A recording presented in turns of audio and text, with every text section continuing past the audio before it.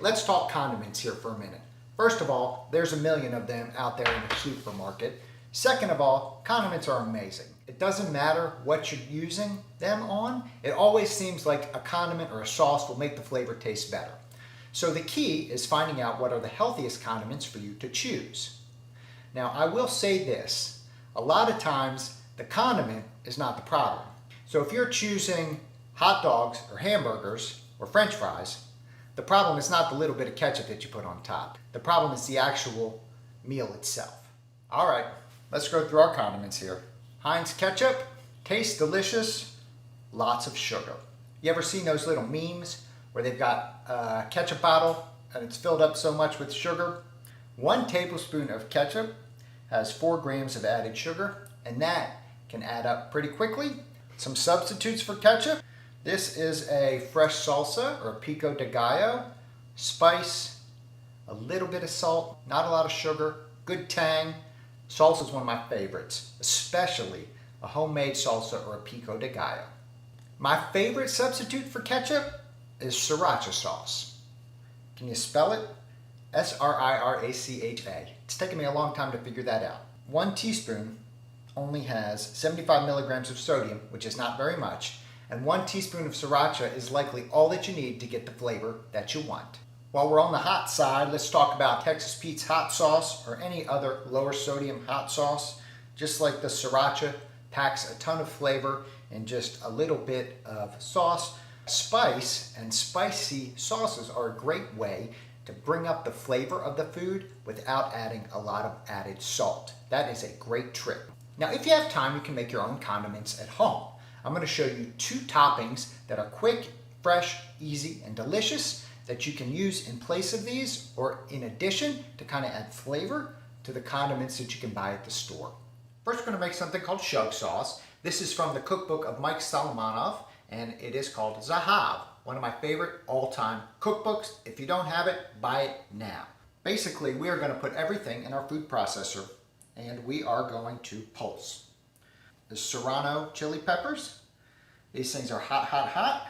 Next thing, we've got a cup of parsley leaves, a cup of cilantro leaves, a little bit of salt, ground cardamom, ground coriander, a tablespoon of lemon juice, 2 cloves of peeled garlic, and then we are going to pulse. Don't get your face too close because it is spicy.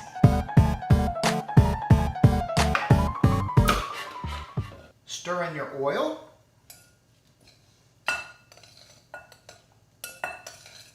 Then you let this sit in your fridge, and when you have your friends come over and they say, "You got any hot sauce?" You give them this, it will blow them away. God, that's good. Next, Hellmann's mayonnaise. I grew up on Hellmann's mayonnaise. The problem with Hellmann's mayonnaise is that it packs a lot of fat into just a little bit of sauce. So 1 tablespoon of Hellmann's mayonnaise has 90 calories. And if you put a couple tablespoons on your sandwich, that's already 200 calories. Mayonnaise and mustard tend to go hand in hand, and mustard is a much healthier option. Very little sodium, no fat, 0 calories, lots of flavor. It's vinegar based, and vinegars are another way to add flavor without adding salt. All right, our next throwdown, we're going to do a comparison. In my right hand, soy sauce. In my left hand, Worcestershire sauce. Both have a lot of flavor, but they have very different flavor profiles, and they have very different nutritional profiles. 1 tablespoon of soy sauce has 980 milligrams of sodium. Even the low sodium soy sauces often have 500 or 600 milligrams of sodium. Salt, salt, salt.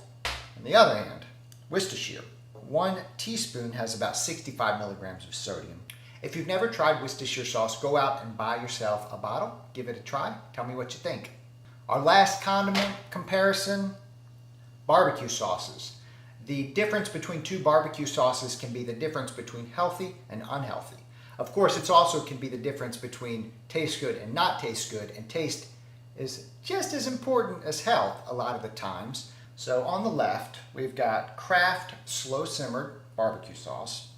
On the right, we've got Primal Kitchen classic barbecue sauce.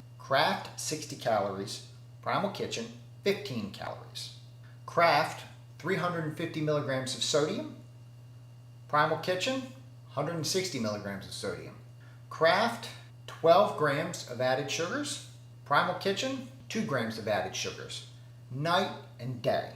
Now, a lot of you may be used to the really sweet barbecue sauce, and I understand that. That's why I talk about changing your buds. Changing your taste buds is a way to learn to appreciate less sweet and less salty foods over time.